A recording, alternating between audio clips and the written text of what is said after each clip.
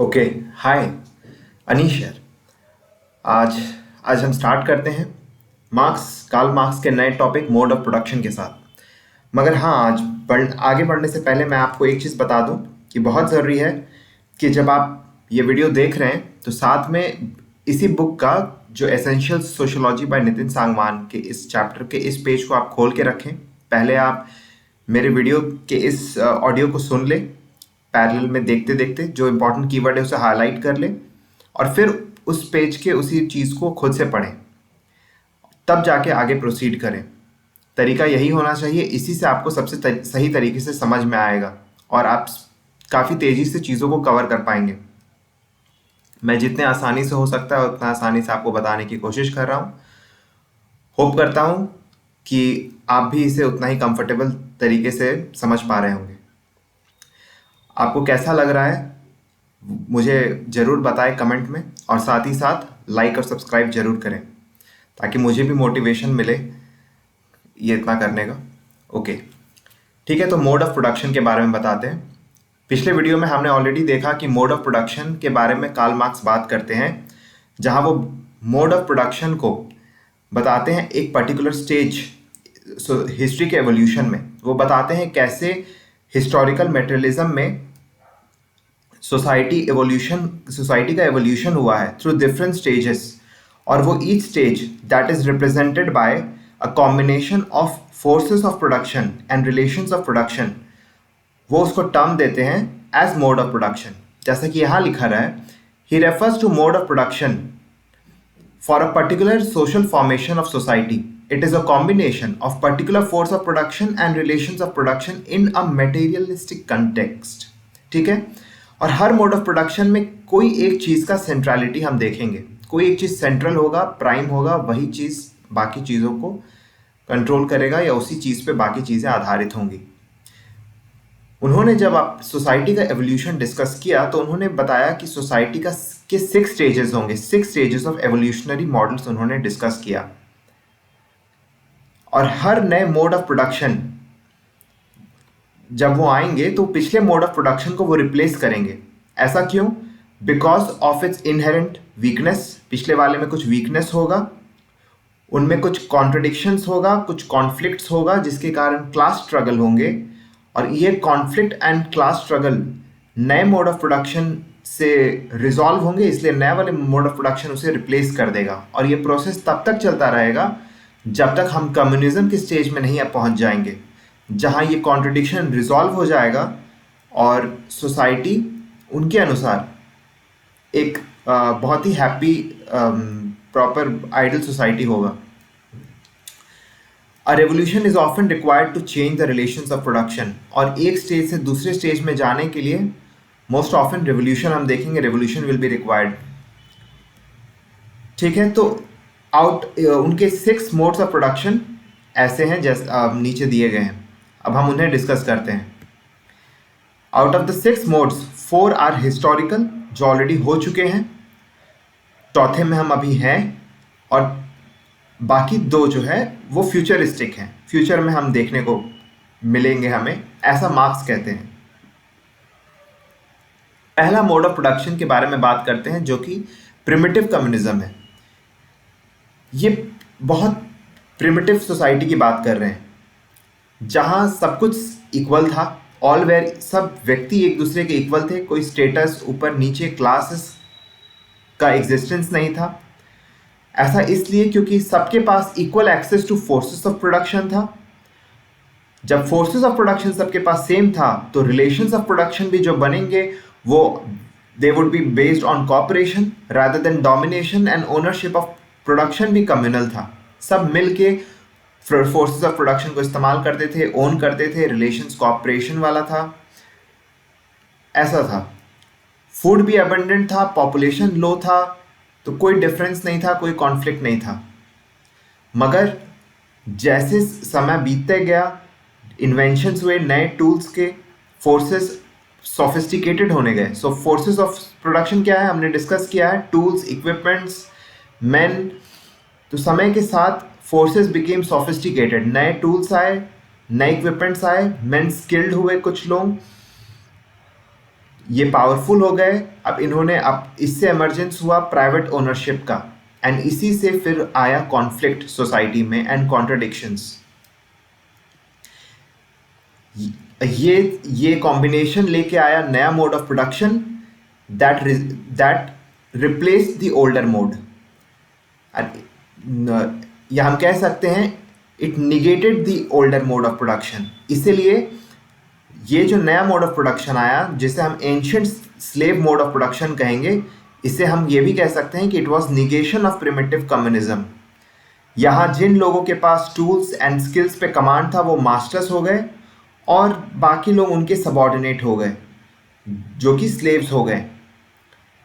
यहाँ ये इस मोड ऑफ प्रोडक्शन में भी दिस वाज ये निगेशन था पिछले वाले का। ये भी कुछ दिन चला, मगर यहाँ भी कॉन्फ्लिक्ट था मास्टर्स और स्लेव्स के बीच में। एक कॉन्फ्लिक्ट वाला रिलेशन था, एक एंटागोनिस्टिक कॉपरेशन था।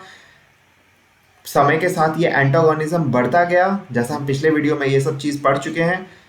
और ये तब तक बढ़ता गया, पॉपुलेशन बढ़ा, स्लेव्स वे प्रेशराइज्ड कि आप वो और प्रोड्यूस करें, एक्सप्लॉयटेशन बढ़ा। फाइनली क्या हुआ? रिवोल्ट, स्लेव्स रिवोल्ट किए, जिसके कारण फिर नया मोड ऑफ प्रोडक्शन आया। नया मोड ऑफ प्रोडक्शन आया जिसने नया होप दिया। अब लोग नए, और इसीलिए फिर नए मोड ऑफ प्रोडक्शन ने पिछले वाले को रिप्लेस कर दिया। नया मोड ऑफ प्रोडक्शन क्या था? नया mode of production emerged in the form of agriculture and feudalism emerged. Ancient slave mode of production में centrality क्या था? Skills and tools, ये central था। अब नया mode of production लेकर आया नए forces of production, नए relations of production, जो पिछले वाले कॉन्फ्लिक्ट को सॉल्व कर रहा था। इसीलिए ये पिछले वाले को रिप्लेस कर पाया। इन दिस मोड सोसाइटी में लैंड ओनिंग फ्यूडल लॉर्ड्स थे, और यहाँ लैंड सेंट्रल था इकोनॉमिक एक्टिविटी के लिए। And feudal lords were in control of serfs who were dependent on feudal lords. यहाँ रिवोल्ट हुआ, स्लेव्स ने रिवोल्ट किया, वो फ्री हो गए। अब वो फ्री तो हो गए, मगर उन्हें सर्वाइव करने के लिए उन्होंने एज ए सर्व ज्वाइन कर लिया फ्यूडल लॉर्ड्स को, मगर यहाँ फिर वो डिपेंडेंट हो गए फ्यूडल लॉर्ड्स पे। फिर एक नया टाइप का कॉन्ट्रडिक्शन पैदा हो गया सोसाइटी में, फिर नया टाइप का कॉन्फ्लिक्ट पैदा हो गया फ्यूडल लॉर्ड्स एंड सर्व्स का।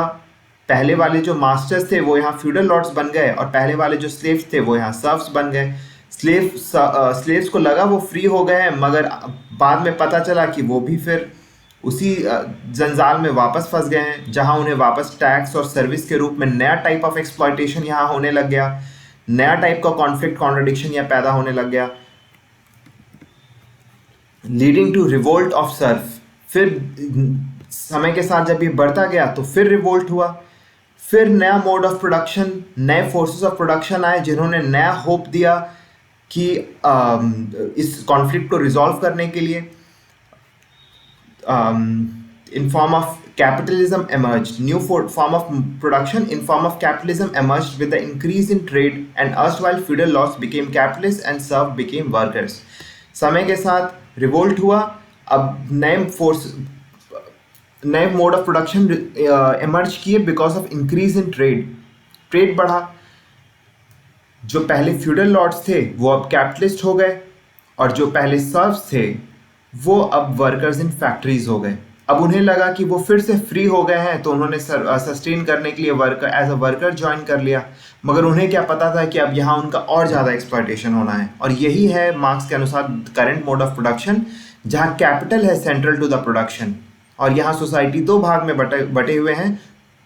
एक है हैव्स जो कि बोर्जुआज हैं, वो पिछले वाले मास्टर्स ही हैं जो यहाँ बोर्जुआज के रूप में कन्वर्ट हो गए हैं, नया रूप ले लिए हैं। और ये हैव नॉट्स है प्रोलेटेरियत, जो पिछले वाले सर्व्स थे जिन्हें लगा वो फ्री हो गए हैं, they work joined as workers. यहाँ हैव नॉट के रूप में वो नया रूप लिए, मगर फिर they started facing new type of exploitation, जहाँ सोशल प्रोडक्ट जहाँ सब मिल के प्रोड्यूस कर रहे थे, मगर जो सरप्लस प्रोड्यूस हो रहा था वो सारे के सारे कैपिटलिस्ट गॉबल अप कर ले रहे थे, अपने आप में यूज़ कर ले रहे थे। वर्कर्स को लगभग लगा कि उनका पूरा कंट्रोल उनके लेबर में ख़त्म हो चुका है। They started feeling alienated. और इस तरह फिर नया कॉन्ट्रडिक्शन जन्म लिया, फिर उनके बीच में कॉन्फ्लिक्ट बढ़ा। समय के साथ जब ये कॉन्फ्लिक्ट बढ़ेगा तो फिर रिवोल्ट होना है।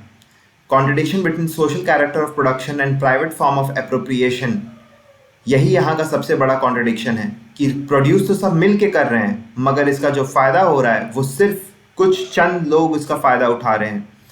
इससे हो क्या रहा है, कॉन्फ्लिक्ट और एक्सप्लॉयटेशन हो रहा है। तो इसको भी सॉल्व करने के लिए मार्क्स कहते हैं ज़रूरी है कि सब वर्कर्स हमें यूनाइट होना होगा और नए मोड ऑफ प्रोडक्शन के लिए हमें रिवोल्ट करना होगा, जिसके कारण आएगा नया socialist mode of production and finally communism. Marks यहाँ बताते हैं कि ये दो mode, capitalist mode of production और फ्यूडल मोड ऑफ प्रोडक्शन, है निगेशन ऑफ निगेशन। मतलब ये मोड ऑफ प्रोडक्शन पैदा हुए हैं बाय निगेटिंग किसी और मोड ऑफ प्रोडक्शन जिसने किसी और को निगेट किया है। For example, capitalist mode of production is negation of feudal mode of production, जिसने निगेट किया है ancient slave mode of production. Therefore this is negation of negation. ठीक है, इसने इसको निगेट किया तो दिस इज अ निगेशन। अब इसने इसे निगेट कर दिया तो this is negation of negation. वैसी feudalistic mode of production is also a negation of negation, क्योंकि इसने इसे निगेट किया था, अब इसने इसे निगेट कर दिया। मगर ancient slave of mode of production is just a negation, क्योंकि इसने इसे निगेट किया था, इसने तो किसी ने किसी को निगेट नहीं किया था। तो ऐसा है मार्क्स। मगर सबसे अलग बात है मार्क्स का कि मार्क्स बाकी थिंकर्स की तरह मार्क्स आगे फ्यूचर भी देखते हैं। मार्क्स को विश्वास है कि अगर ऐसा कंटिन्यू रहा तो हम आगे फ्यूचरिस्टिक मोड ऑफ प्रोडक्शन अभी आना बाकी है। उन्होंने बात किया सोशलिस्ट मोड ऑफ प्रोडक्शन और एडवांस कम्युनिज्म, और इसके लिए ज़रूरी है कि हम रिवोल्ट करें, रिवोल्ट होना होगा। वो सोशलिस्ट मोड ऑफ प्रोडक्शन की बात करते हैं कि एक ट्रांजिटरी मोड ऑफ प्रोडक्शन होगा। जब कैपिटलिस्ट मोड ऑफ प्रोडक्शन में एक्सप्लॉयटेशन बहुत बढ़ जाएगा, रिवोल्ट होगा, तो हम पहुंचेंगे सोशलिस्ट मोड ऑफ प्रोडक्शन में, जहां जो हैव नॉट्स हैं, प्रोलेटेरियट्स हैं, वो रूल करने लगेंगे, उनके पास पावर आ जाएगा और कंट्रोल रिवर्स हो जाएगा। मार्क्स को लगता है कि वर्कर्स कंट्रोल ले लेंगे, मगर फिर समय के साथ यूं होगा कि वर्कर्स को भी ऐसा एहसास होगा कि ट्रू पोटेंशियल हम तभी अचीव कर पाएंगे जब हम सब मिल के प्रोड्यूस करेंगे, ना कि कोई एक के पास पावर होगा, कोई एक कंट्रोल करेगा। ये वो खुद रियलाइज करेंगे और इससे क्या होगा, वो रिनाउंस कर देंगे अपने रूल को और फिर सब मिल के अपने क्रिएटिव परस्यूट के अनुसार, अपने क्रिएटिविटी के अनुसार प्रोडक्शन करेंगे। ऐसे सोसाइटी में कोई क्लास नहीं होगा, कोई स्टेट नहीं होगा, पर हर व्यक्ति अपना सेल्फ बीइंग के साथ रीइंटीग्रेटेड होगा। इसका मतलब हम आपको आगे समझाएंगे अगले वीडियो में कि सेल्फ और बीइंग क्या होता है और ये कैसे रीइंटीग्रेटेड होता है विथ वन सेल्फ। सिंपल शब्दों में, एक व्यक्ति अपने पूरे इंडिविजुअलिटी को गेन करेगा, वो बिल्कुल खुश रहेगा। अकॉर्डिंग टू मार्क्स यही लास्ट मोड ऑफ प्रोडक्शन होगा। और ऐसा ये लास्ट क्यों होगा, क्योंकि इस मोड ऑफ प्रोडक्शन में सारे कॉन्ट्रडिक्शंस रिजॉल्व हो चुके होंगे। चेंज कब होता है, जब कॉन्ट्रडिक्शंस होते हैं। उसे रिजॉल्व करने के लिए नया मोड ऑफ प्रोडक्शन आता है, मगर यहाँ चेंज रिजॉल्व हो चुका होगा, क्योंकि यहाँ सब मिल के प्रोड्यूस करेंगे और सब मिल के उसका फ़ायदा उठाएंगे, सब मिल के बेनिफिट उठाएंगे। किसी एक के पास ओनरशिप नहीं होगा, सब मिल के उसे ओन करेंगे। Dialectic principle will cease to operate in this mode of production, और यही क्लोजिंग चैप्टर होगा डायलेक्टिकल मटेरियलिज्म का। इसलिए मार्क्स के डायनेमिक मॉडल ऑफ सोसाइटी में हम देखते हैं is based on the following propositions: a continuous change in the forces and relations of production in response to changing material conditions and continuous. तो Marx के dynamic model of society में हम देखते हैं क्या क्या चीज़ देखने को मिलता है। एक कंटिन्यूअस चेंज हम देखते हैं forces and relations of production में। एक कंटिन्यूअस स्ट्रगल देखते हैं हम दो क्लासेस के बीच में। कैपिटलिज्म टू क्लासेस तब तक रहता है जब तक कम्युनिज्म नहीं आ जाता है। दो क्लास स्ट्रगल हम हमेशा देखते रहेंगे कि होते रहेगा। कंटिन्यूअस स्ट्रगल मैन और नेचर के बीच में थ्रू आउट द हिस्ट्री, जो फाइनली रिजॉल्व हो जाएगा कम्युनिज्म में। हर स्टेज में मैन नेचर के किसी चीज़ को ट्रांसफॉर्म करने के लिए अपना एफर्ट डालते रहेगा, उसी के कारण प्रोडक्शन होते रहेगा, वो अपने एक नीड को फुलफिल करने में बिजी रहेगा, उसी के दौरान वो प्रोडक्शन प्रोसेस में घुसेगा, कॉन्फ्लिक्ट पैदा होगा, एक मोड ऑफ प्रोडक्शन पैदा होगा और उसके कॉन्फ्लिक्ट को रिजॉल्व करने के लिए नया मोड ऑफ प्रोडक्शन होगा। तो ये पूरा प्रोसेस है man and nature struggle, continuous struggle to resolve the contradiction of previous stage through the process of dialectic, a continuous struggle between being and social being that will end in communism। ये being and social being वाली contradiction को हम अगले इस video में समझेंगे। General criticism of marks, अब marks के इस थ्योरी को भी बहुत लोगों ने क्रिटिसाइज किया। पहले तो लोगों ने बोला कि मार्क्स एक फ्यूचरिस्टिक कम्युनिस्ट यूटोपिया की बात कहते हैं, जो कि कई देशों में आया नहीं आज तक। जब जो कम्युनिस्ट हुए उनमें ये कभी आया नहीं। वहाँ proletariats never have taken a leading role। वहाँ भी कुछ इंटेलेक्चुअल्स सामने आए और उन्होंने लीडरशिप लिया। तो प्रोलेटेरियट्स का ये जो लीडिंग रोल की बात करते हैं ये कभी आया नहीं। उसके बाद मार्क्स के डिफरेंट मोड ऑफ प्रोडक्शंस के स्टेज में एक नया स्टेज है जो कि इंडिया और साउथ एशिया में है, कई देशों में एशियाटिक मोड ऑफ प्रोडक्शन, जो कि मार्क्स के कंसेप्शन से बिल्कुल अलग है। ये क्या है एशियाटिक मोड ऑफ प्रोडक्शन? आप देखिएगा इंडिया में बहुत सालों तक एशियाटिक मोड ऑफ प्रोडक्शन रहा है, जो कि मार्क्स के कंसेप्शन से बिल्कुल एक हट के बात है। हमारे यहाँ था self sufficient villages, simple production method, कोई प्राइवेट प्रॉपर्टी नहीं था और सब मिल के कम्युनल ओन करते थे प्रॉपर्टी को, हैंडीक्राफ्ट और एग्रीकल्चर को। कोई प्राइवेट प्रॉपर्टी नहीं था, कोई क्लास स्ट्रगल नहीं था जहां एंटागोनिज्म हो बिटवीन लैंडलॉर्ड एंड पेजेंट। जब ये कोई क्लास स्ट्रगल था ही नहीं तो कोई कॉन्फ्लिक्ट भी नहीं था, और जब कॉन्फ्लिक्ट नहीं था तो उसके रिप्लेस होने उसे किसी और मोड ऑफ प्रोडक्शन से रिप्लेस होने की कोई बात ही नहीं थी। तो मार्क्स का ये थ्योरी यहाँ इंडिया में फेल हो जाता है। एशियाटिक मोड ऑफ प्रोडक्शन था जहाँ his mode of production theory is criticised for narrow criticism and being a reductionist approach। narrow empiricism की बात करते हैं and being a reductionist। he has also limited his analysis to production and ignored the aspects related to consumption। वो सिर्फ production की बात करते हैं, कंजप्शन, स्टेटस, उन चीज़ों की बात नहीं करते हैं जो कि वेबर बात करेंगे। स्टेटस, क्लास स्ट्रगल की सिर्फ बात करते हैं, स्टेटस के कारण भी क्लास होता है, सिर्फ इकोनॉमिक बेसिस पे नहीं होता है। एंड नैरो एम्पेरिसिज्म, इन्होंने प्रॉपर ऑन ग्राउंड इस चीज़ को एनालाइज नहीं किया है, ऑन ग्राउंड डेटा का इस्तेमाल नहीं किया है। फेमिनिस्ट पर्सपेक्टिव को भी पूरी तरह से इग्नोर कर दिया और पैट्रियार्की के नज़रिए से देखा है। यहाँ समय चेंज होते, मोड ऑफ प्रोडक्शन के चेंज के साथ विमेंस पे कितना अत्याचार हुआ और क्या नहीं हुआ, इस बारे में उन्होंने कुछ बात नहीं की है। इनका फ्यूचरिस्टिक मॉडल दिखता है जैसे कि एक सोशल जस्टिस की चाह है, उसमें obsession. His futuristic model smacks his obsession with social justice. Without any sound reasoning he predicts that dialectic process will cease. इनके पास ये चीज, without any sound reasoning he predicts that dialectic process will cease. Some forms of inequalities are likely to remain and mad made differences in society. ये बहुत ही idol तरीके से ये कह डालते हैं कि सोशल जस्टिस आ जाएगा कम्युनिज्म के आने के बाद, एंड उसके बाद जो कॉन्फ्लिक्ट है वो ख़त्म हो जाएगा। मगर ऐसा नहीं है। आप आज के कई देशों में देखो, वो इनइक्वालिटी कम्युनिज्म के आने के बाद भी इनइक्वालिटी रहा है और रहेगा। तो इस चीज़ के बारे में मार्क्स बात करते हैं और यही हमारा ख़त्म होता है ये टॉपिक। तो आप इस चीज़ को, ये वीडियो को ध्यान से सुनें।